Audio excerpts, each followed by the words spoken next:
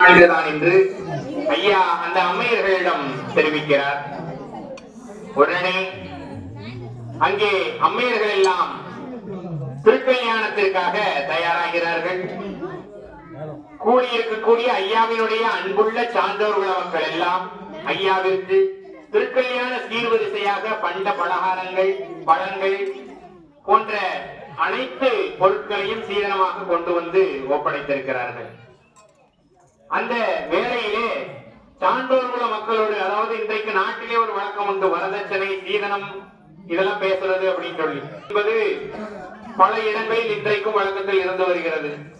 ஆனால் அன்றைக்கு நமக்கு ஐயா சொல்லி தந்த முறை என்ன என்றால், ஒரு பெண் மக்களினுடைய வீட்டிலிருந்து பெண்ணை அழைத்து வருகிறோம், மணமுடித்து வருகிறோம் என்றால் அந்த பெண் வீட்டாருக்கு மாப்பிள்ளை வீட்டார் பரிசம் கொடுக்க வேண்டும். நம்ம ஐயா வரதட்சணை வாங்க சொல்லல, கொடுக்க சொல்லியிருக்காரு. பெண் வீட்டாருக்கு கொடுக்கணும்னு சொல்லியிருக்காரு. யாராலும் அழிக்க இயலாதது. அந்த நிலையில் பேரான தர்மயுக வாழ்வை உங்களுக்கு பரிசமாக தருகிறேன் என்று ஐயா இந்த சான்றோர்கள மக்களிடையே கூறுகிறார்.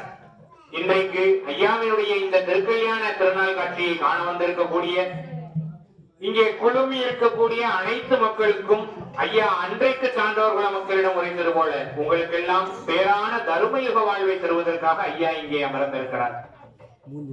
இப்படி அம்மைமார்களை மனம் முடிப்பதற்கான இந்த திரியேடு வாசிப்புகள் எல்லாம் ஐயா நமக்கு அருளி இருக்கிறார். இது முடிந்த பின்னர் அம்மைமார்கள் 7 வரையும், இப்போ முருகன் கோயிலையோ அல்லது பிற தெய்வ வழிபாட்டுகளில் இருக்கக்கூடிய ஆலயங்களில்